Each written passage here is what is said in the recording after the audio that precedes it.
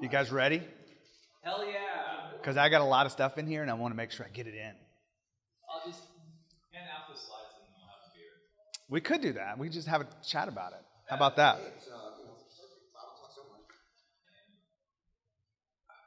So I remember getting prepared for the next day, right? Getting the things that you needed to do, getting all that organized before you go to sleep. Because you when you wake up, you want to hit the ground running. Is that just me, or you guys can relate to that?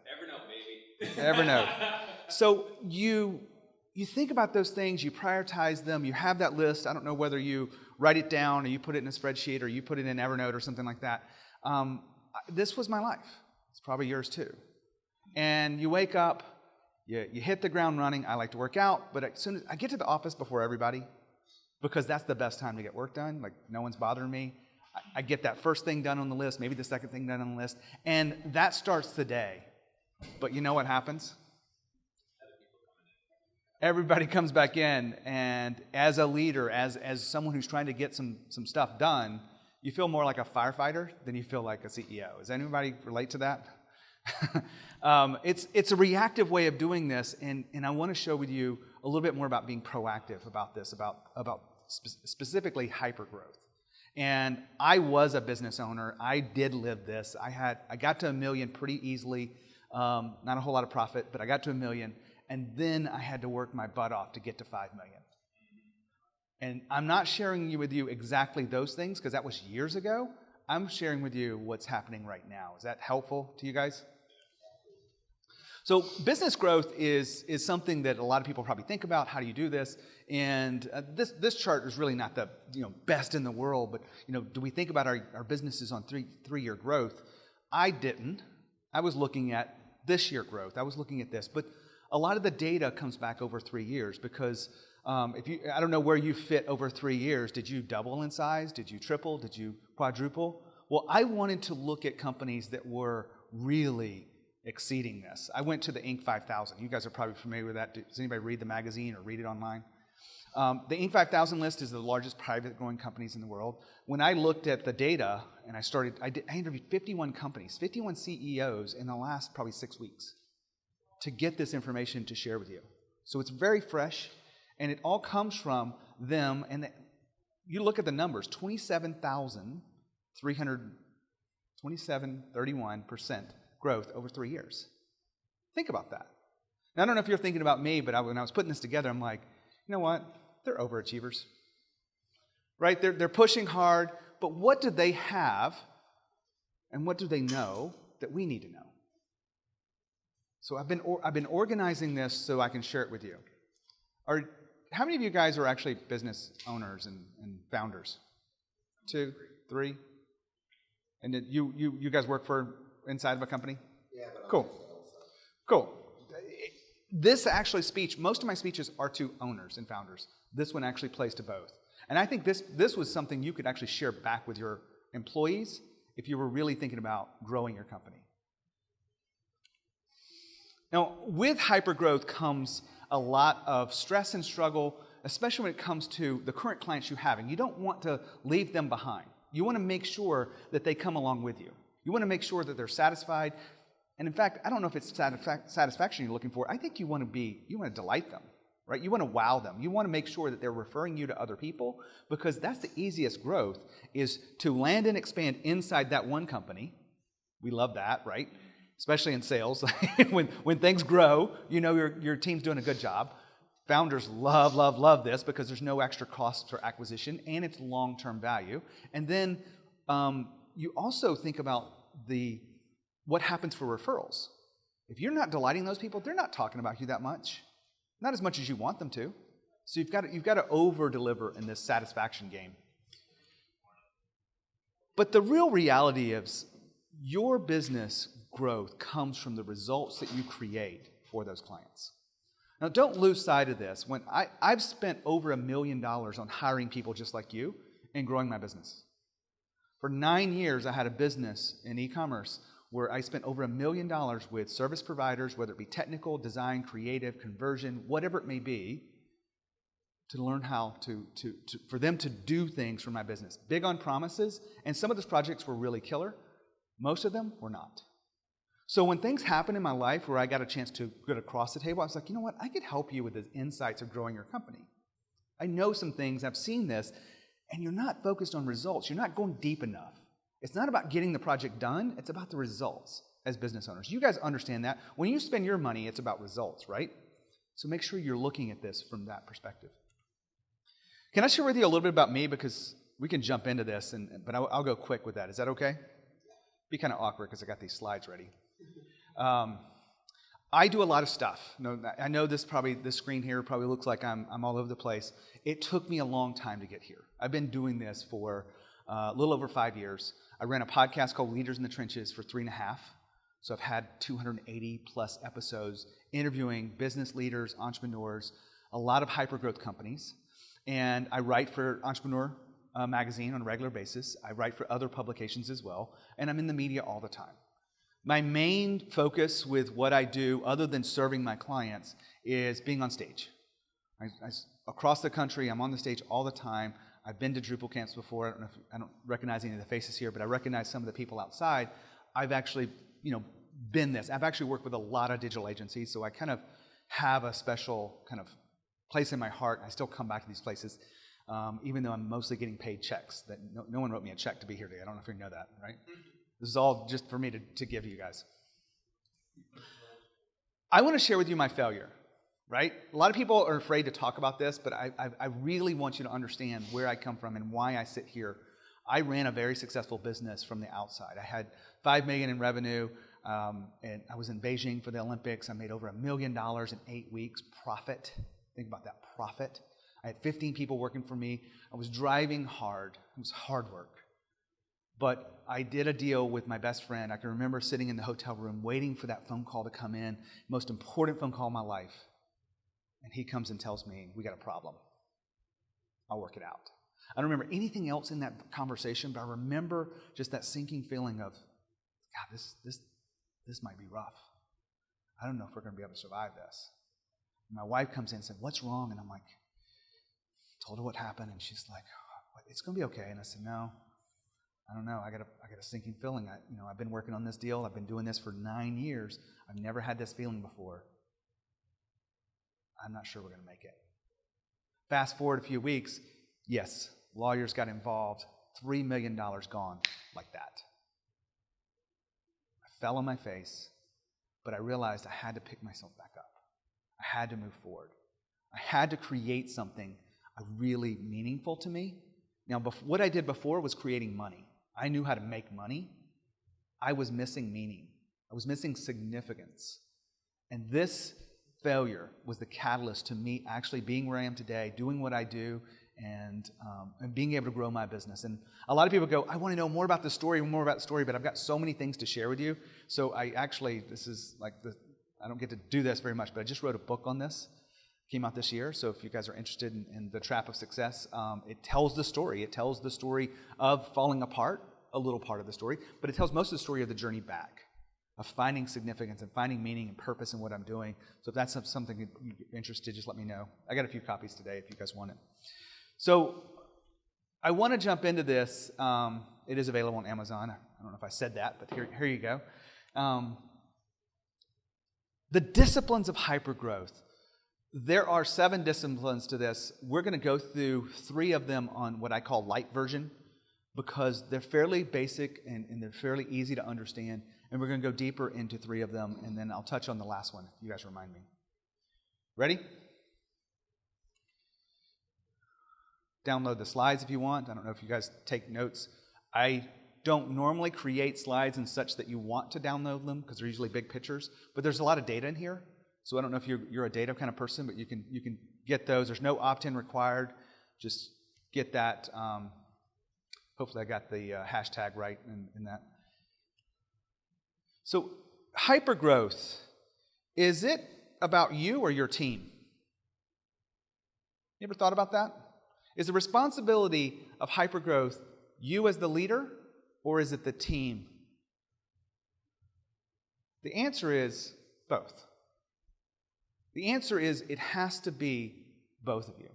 It cannot be just the leader pulling everyone, trying to get them going forward, trying to get them to take responsibility or take ownership of the goals of the company to move forward. It has to be both. And that's one thing that came out of all these interviews is the way we're developing teams and the way we're moving forward, it's both. It's beyond the C-suite. So a lot of companies are run with, they have a bunch of people doing the work and they have 1 or 2 or 3 people marshaling the charge. And I get that. And I've run those companies before. But hypergrowth companies don't see it as just the C-suite. They see it as the team. How do we activate the team to a higher level? Top agencies have to have top talent. The development capabilities, the creative capabilities, the innovation that you're bringing to these clients to get results requires top talent. Now, it's debatable between do you hire for skill only or do you hire for attitude? A lot of people go back and forth. Hypergrowth companies actually, in the very beginning, hire for skill, for experience. But they quickly learn that attitude is a much better factor of how the company is going to grow because they once you have a core basis of where you're going in the company, they can bring in people and teach them the skills. I don't know if you guys have seen that in your growth of your company, but attitude is something you can't teach, but you can teach people the other aspects of this. You've got to develop the emerging leaders in your company. I think a lot of companies say this, but they're not actually doing it. They're not actually developing them, not giving them not only the hard skills that they need, but the soft skills. They're not having the conversations that really engage people to grow the way that they need to activate hypergrowth.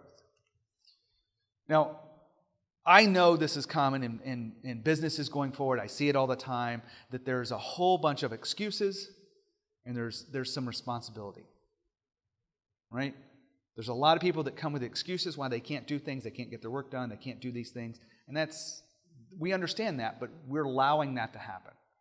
And a lot of people talk about responsibility. There's 50 shades of gray of responsibility. Like responsibility for some people is like if it's convenient, if I get time, if all this other stuff works out, I have responsibility to finish that project, whether it be a project or a customer experience. So we're talking about things that will move you beyond that, specifically ownership.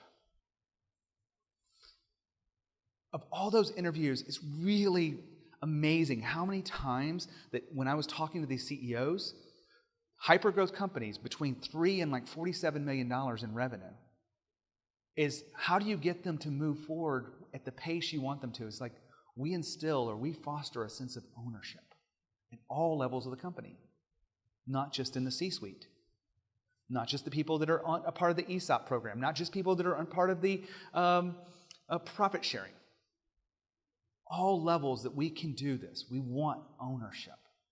Ownership is where this company really strives. And it's either black or white, yes or no. You're owners. You guys are probably owners of your accounts that you're working with. There's no one else to blame but you guys, right? And as owners, you guys know what ownership feels like. The stress of it, but also the joy. So we're talking about the disciplines that activate ownership.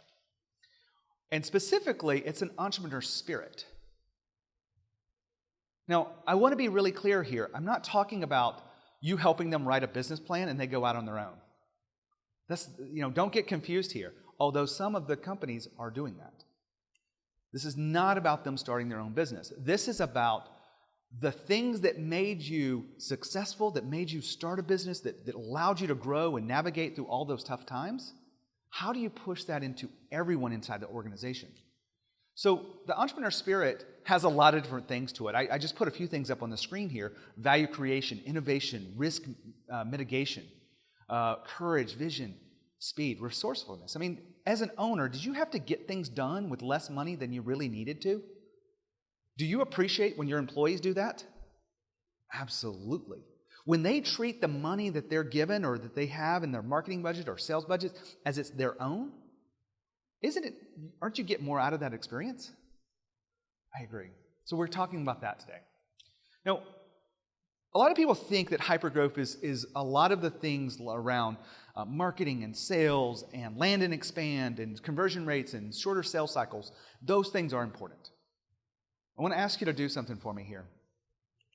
Think about your top 5 largest projects in the past 12 months. Okay?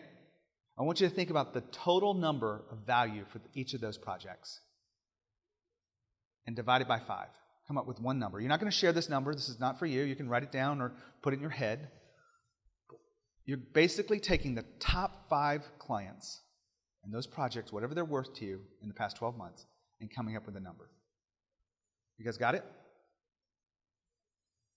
The reason I ask you to do this is because I want you to think, like, what does it take in the next year to double that? Maybe triple it. Double the average value of those 5? Yeah. To double the average value. Because I really saw that a lot of companies that are in hypergrowth are doing more business repeatedly with the same companies.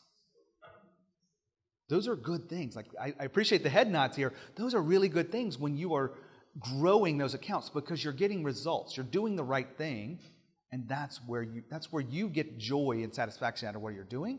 Your team gets joy because they're contributing. Those are the things. So keep that number in mind. Leaders must focus not on the top level kind of strategies. They must look at the foundation elements of growth. It's pretty basic to understand that, but a lot of people just aren't doing it. So let me get specific with this. The leaves that were up on this money tree, if you will, are really symptoms of hypergrowth. They're the things, if you have the foundational elements, if you have the root causes in line, those things take care of themselves. I normally talk about the leaves in my presentation. Today we're talking about the roots. Specifically, we're talking about what's in the company, what's in the culture, and what's in the people. I've got this broken down into 6 things, and then we'll talk about the 7th one in just a minute. But this is really important to understand that there are many foundational elements that drive the growth of a company. That's all of them right there. I'm not expecting you to take those in. Let's go through each one of them today. We're going to go lightly into 3 of them. So, creating vision at all level. Most vision is top-down. We're going to grow our company like this. This is the markets we're going after. This is how we're serving the clients. It's top-down. But what I've noticed in hypergrowth companies is they're able to take some of that top-down and bring other people into the conversation of other levels. They bring people that are on the front lines. They bring people that are in sales. They bring people that are in marketing and customer service. They bring people that are actually coding and creating solutions. And they bring them into the vision to help them shape it. Now, some companies get so big that they can't bring everyone in. We understand that. But their peers are represented inside that conversation. That's a really important thing to foster ownership. Does that make sense? So 85% of the companies thought this was really important to their growth. And I think that's a pretty big number you don't really want to ignore that.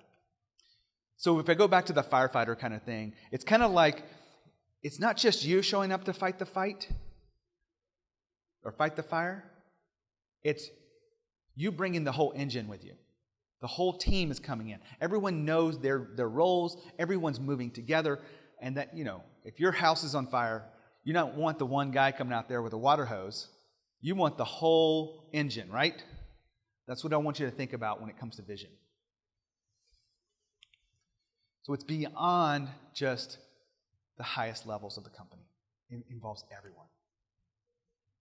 This was a common thing that came up a lot. It was about, are you hiring people that believe in the vision of the company? Now, if you don't know your vision, it's hard to communicate that into the interview process. So you really want to be able to talk about that. But if people don't believe in your vision, are they going to commit themselves to a level of ownership to their projects and the work they're doing? No, they're not. If they're so self-involved with what they want that they're not going to contribute to what you want, they're probably not a good hire. They probably shouldn't be invested in that. That goes back to the attitude thing. So hopefully that helps you there. Now, another critical aspect to hypergrowth was radical transparency. I wasn't expecting for all these CEOs to talk about how open they are with the numbers of the company, how open they are with what does it take for us to be successful. Now, some of the companies were, they're light years above everyone else. They literally have screens around the room going, this is where we are at this moment. And everyone knows their level of contribution inside that moment. Imagine having that level of ownership and for everyone else to see it. You know where you are. Now, well, they ran different kind of companies. They're running a company, that specific instance was they're showing real-time traffic on their website, and they're showing content that's being created and the things that are being going, and they're showing the flows of this. So they've got it kind of dialed in that way. But a lot of the companies, this 87% value transparency. Because can you really have ownership if you're not being open and honest? I don't think you can. So radical transparency builds trust. Having those conversations around failure builds trust. Moving forward together builds trust. And that's what you want to have hypergrowth. Quite a few companies did this, and I think it's really brilliant, and it wasn't my idea. This came from this research. And it's like we assign a KPI, 3 KPIs to every person. And every person knows what their KPIs are. They're different because of different roles and different responsibilities. But they know. When they come into the meetings, we actually go, where are you on your KPIs this week? Where are you moving toward this? And if those KPIs are actually connected to company goals, which they should be, everyone knows the level of contribution they're having. Do you see how that fosters that ownership, that entrepreneurial spirit? It doesn't matter what level you're at. If you knew that what you're responsible for, a lot of millennials get, what's the right word? Slammed for wanting to be promoted before they're ready.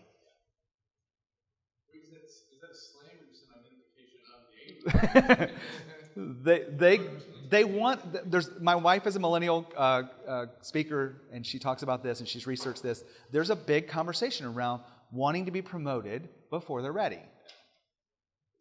But Gen X, I remember the boomers complaining that Gen X wanted to be promoted before they were ready too. So I don't think it's unique to know. I get it. There are some unique elements inside the millennials, and the millennials is a wide range, right? But if you've assigned everyone KPIs, their own individual KPIs, they know where they're standing. You don't get to hide from, hey, you want to be promoted, but you haven't hit these numbers in weeks or months.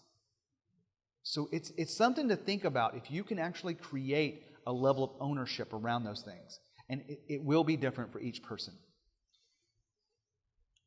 Okay, so goals beyond just the company goals. Think about that for a second. 82% said there's value of understanding the goals of the people that work for us. I think this was really important. I've seen this, and I've been talking about this. A lot of people think about company goals. Sometimes they think about team goals, but they rarely think about what that person wants.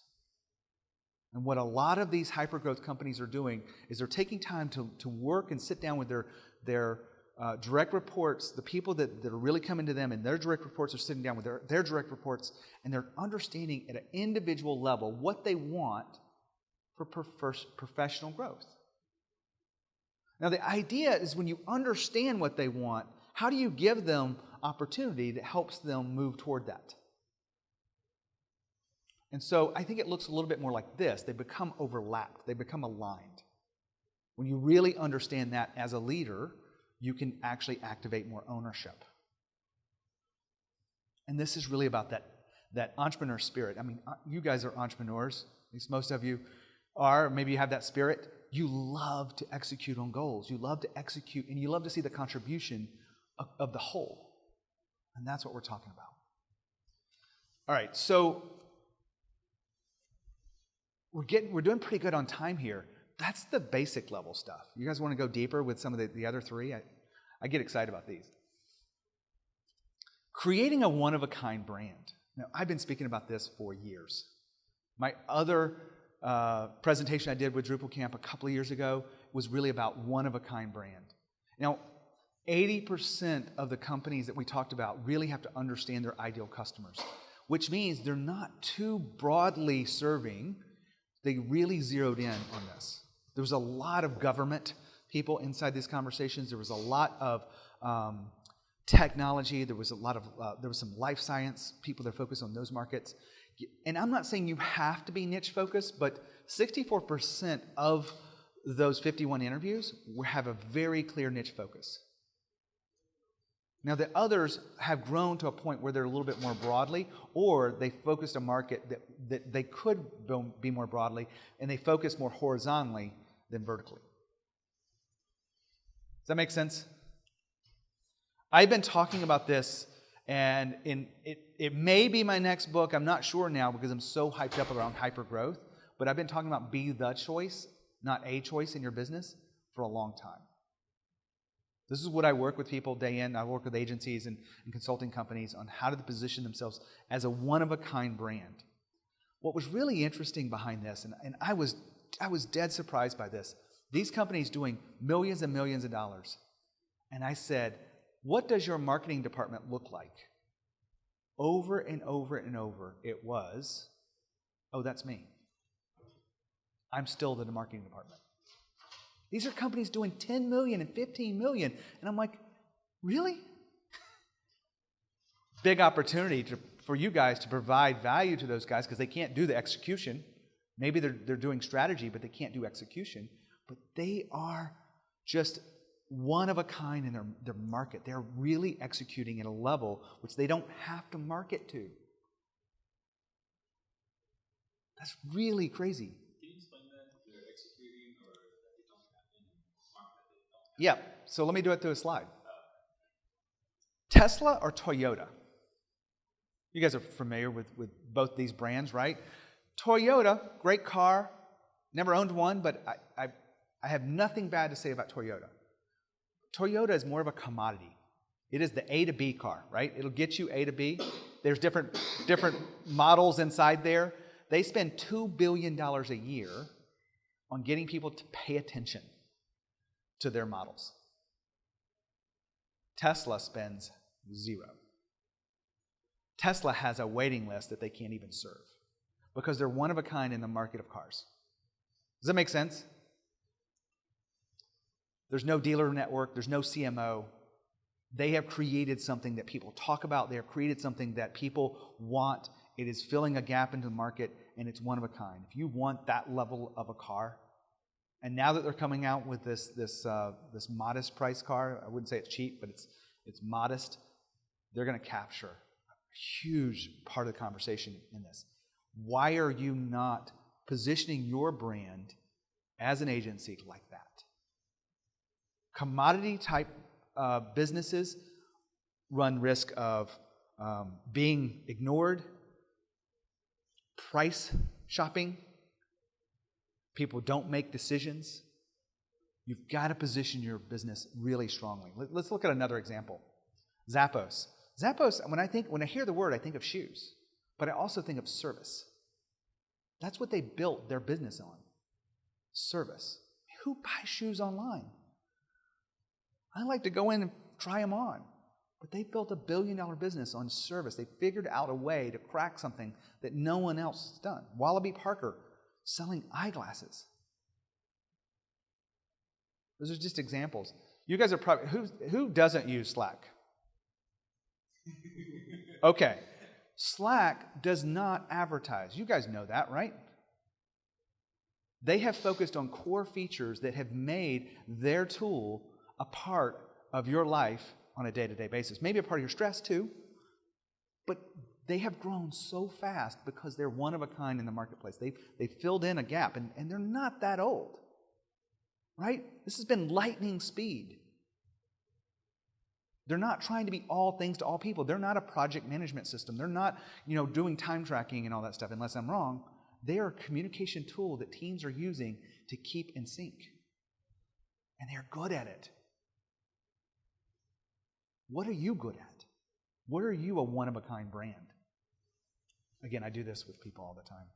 One agency that I really look up to, they're not horizontal, they're not vertical, they're horizontal. And when I was looking at this and I had them on my podcast, I was talking to Ryan, the CEO there, they don't focus on getting the customer. They focus on what happens after the customer's already kind of experienced the brand and what happens down the road. How do you move toward a fanatical culture? And look at some of their clients, right? Harley-Davidson, Zappos, Keurig, Home Depot, Carter's. Now, at least 2 or 3 of those you've probably heard people talk about in the last few weeks in some way, probably in a good way. Because people love those brands. They talk about it. You want to make sure that your agency is focused in such a way that the outside world sees what you're best at. And all the things and services you're offering really do zone into that. And the team behind it is building the force so that they can serve those clients and wow them. And when you miss that, you miss an opportunity because, again, most of these great companies are not marketing. They position this from the beginning. And it's not too late. Now, this is the next point, innovation. Innovation is something that we talk about, but how are you allowing your employees to drive innovation for your companies? Do they have ownership? If they have no empowerment, they have no capability to innovate, they don't have space to innovate, they won't. Your job is to create that and to put it inside the culture. Again, these are the foundational issues.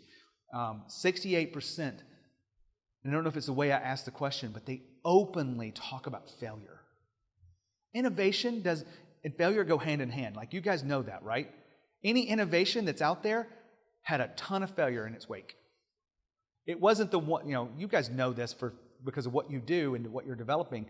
It doesn't happen on the first try, or the second, or the third, or the fourth. It takes a sense of innovation. And if you can get people behind you and give them the power to innovate, what happens to your business? What about innovating in the sales process?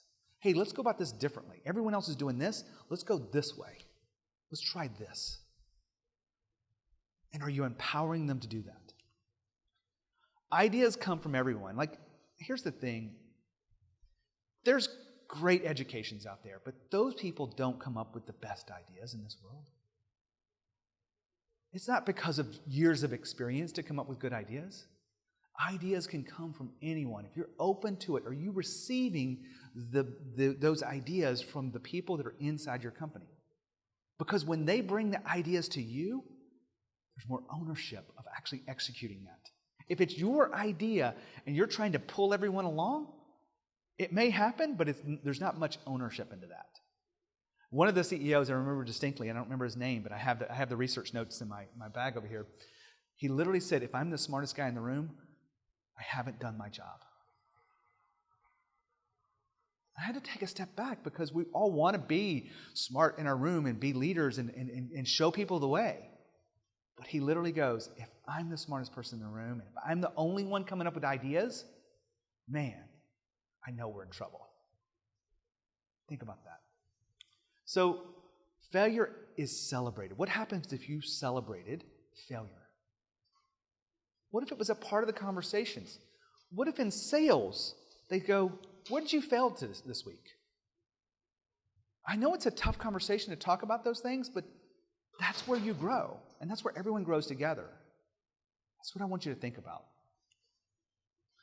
So the question here, before I leave this, is how are you making sure the best ideas of the company are being explored?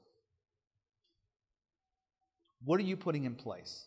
What kinds of meetings do you have? What kinds of conversations are you having to make sure that all ideas are being heard and respected, and we're able to filter those out and move forward? A lot of companies just are missing this boat, but the Hypergrowth have seen it. Okay, finally, checking the time here. We're doing great on time. How are you guys doing? Marketing in the B2B world. Does anybody feel like it's getting even more complex? There's a lot of noise, right? What would you say is the biggest problems? Getting anyone's attention. Attention. Yeah. Between all the B2B marketing, between everybody's Twitter feed and Facebook feed, there's just so much information. Absolutely. Everybody, they're filtering all of that. Yep. They're defining relevance. How to be relevant? Yeah. I don't mind the noise, but knowing that you're interested, dribble development, but you're interested in dribble development, trying to be able to identify that, which goes back to getting somebody's attention. That's what I would. B2B marketing is not going to get easier. It's not. Accept it. There's some complexity to it. Now, I did some research on this, and this is my anecdotal research for me. But over 2 years of selling in B2B world, 2 decades. 2 years. He's a young'un. Authority, credibility, and trust are still the basis of all B2B sales. All B2B relationships, whether you get a chance to submit the proposals, where you get a chance to be in the boardroom, whether you have a seat at the table at all, it comes from authority, credibility, and trust. Most marketing is not addressing those things. It's more noise, less relevancy. So in the research, I was looking at this, and this is not as scientific as what I've been doing, but last year, a company, marketing company, was talking about most of the B2B opportunities are coming from positions of authority or positions where people are face to face, or they're coming from a place of different than online. Like if you look at this and zero in on one little piece to it, 8% of the business was coming because of an impressive website. I actually like the impressive part there. Only 8%, but we're putting a lot of emphasis on the website. And what I really want you to think about here is what's happening outside that. What's happening when they hear you speak? What's happening when they read something that is powerful, that really does get their attention, it is relevant? Or I think this number is probably pretty high, 70% coming from social media. But the point behind this is a lot of this is coming outside of traditional marketing. And when I think about things outside of traditional marketing, I've been speaking in B2B world for years. I get a lot of attention from that. I have your attention today. My hope is these guys on the laptops back here, they're actually taking notes, not on Facebook,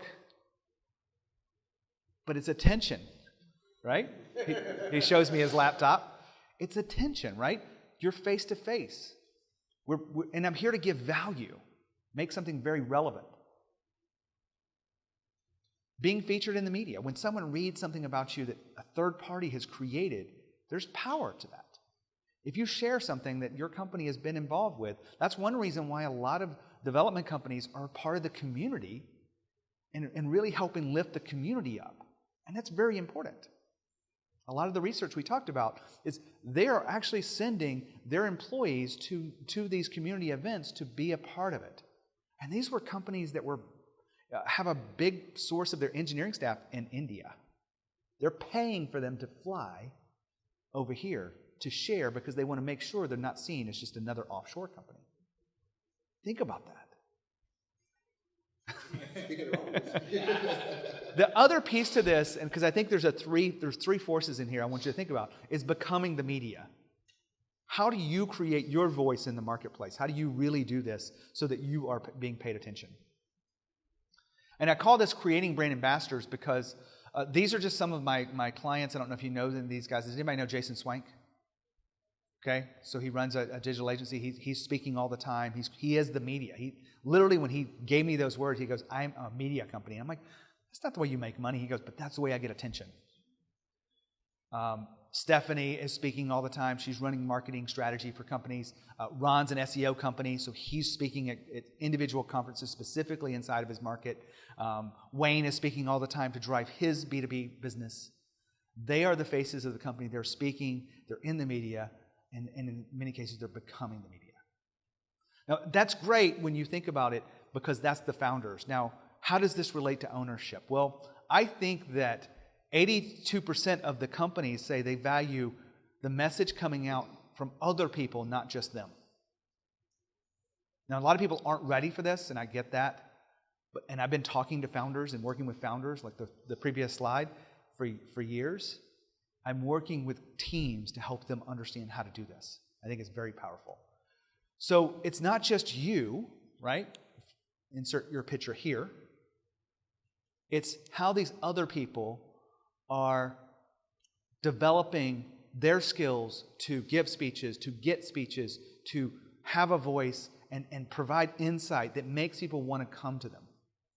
And they literally, this is just some of the titles that were mentioned. Other people in the C-suite makes sense. What about people in sales? Why aren't they out giving presentations at conferences? And not just to technical conferences, because we don't want the sales guy to put up there, no offense. We want the sales guy to talk about the case study, the business side of this, the results, right? Why not your subject matter experts? Why not having evangelists?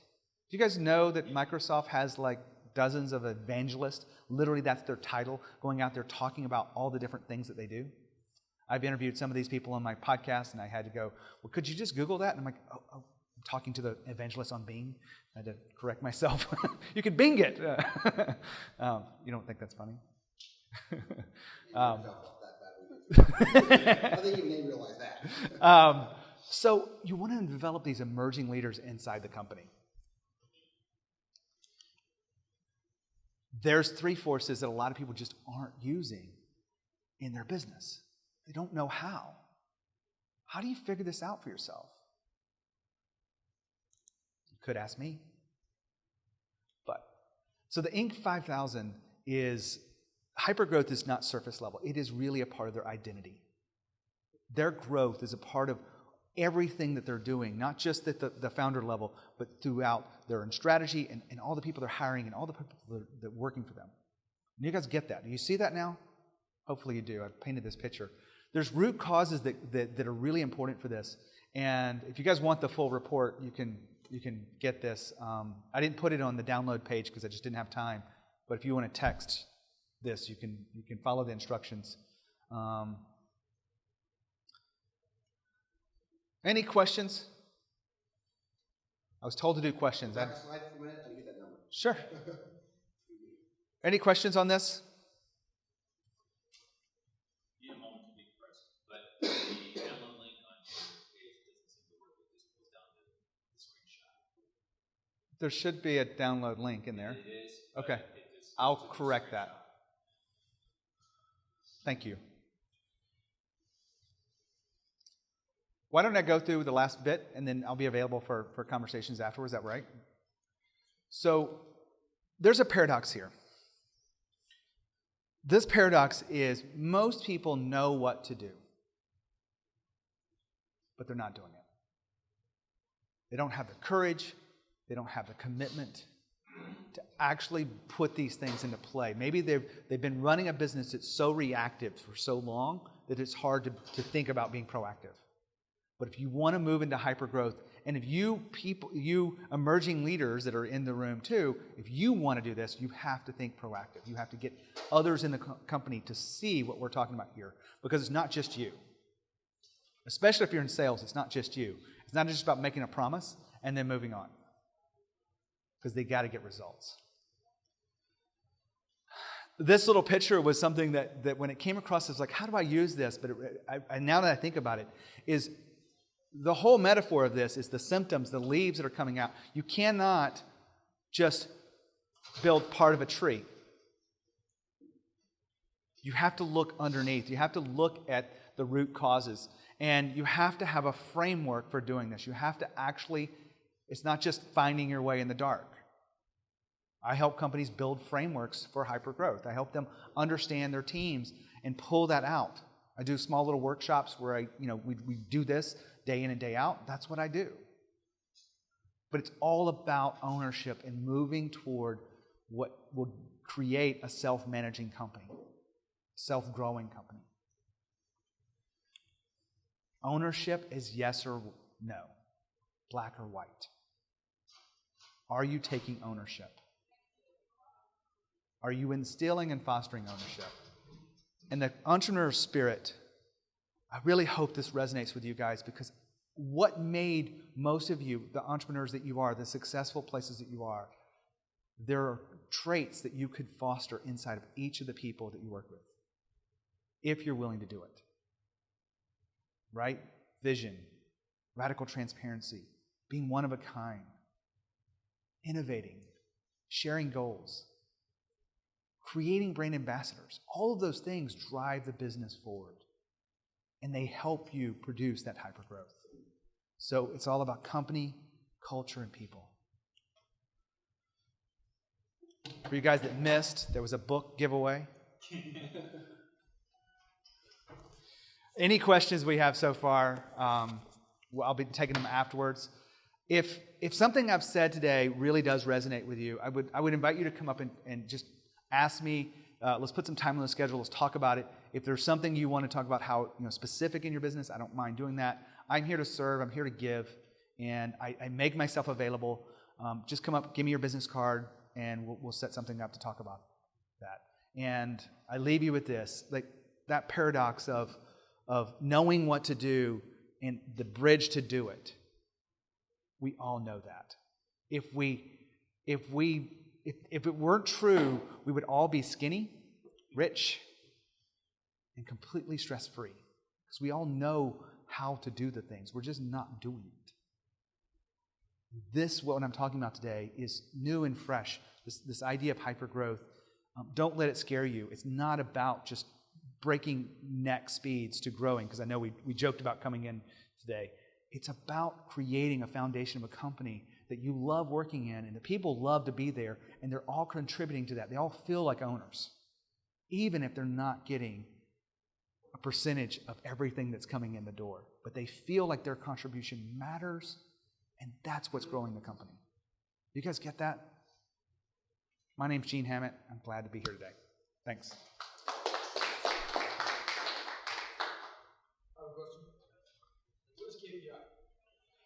Key performance indicator. I should explain that, right? I probably should have. I've heard that term. Okay. Yeah. So I'm a developer. I'm an engineer guy. Yep. How do you translate that to a guy like me and apply it in a way that doesn't miss the mark?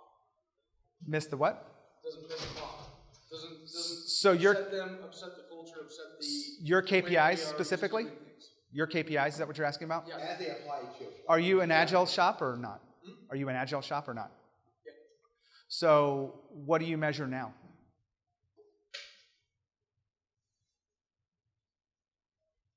Maybe we're not as agile as we are.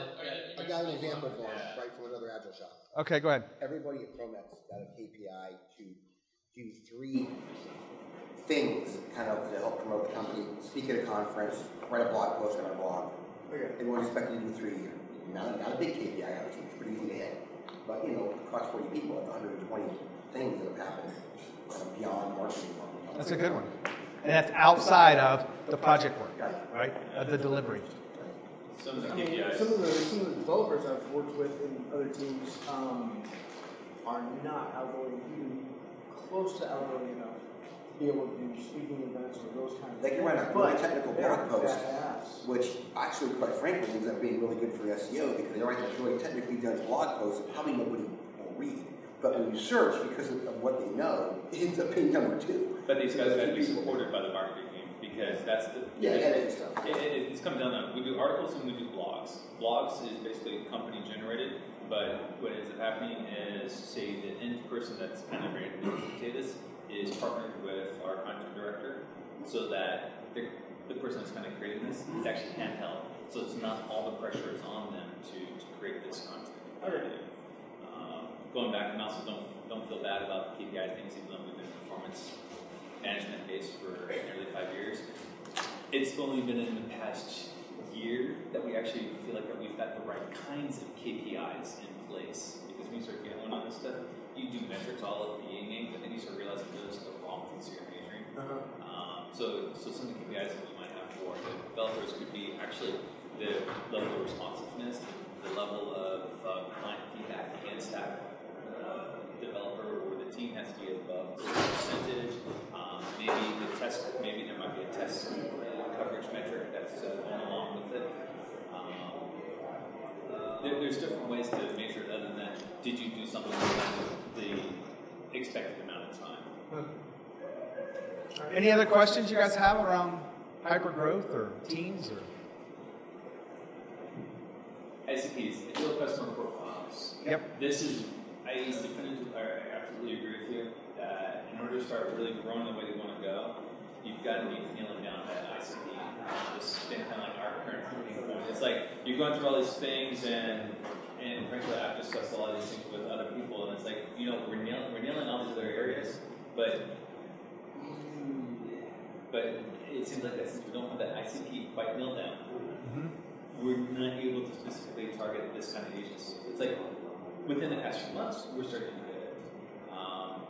But still, it's like I don't want to go through another year and a half of you guys need my ICP and Right. be hitting the gas. And it's like, I agree with you.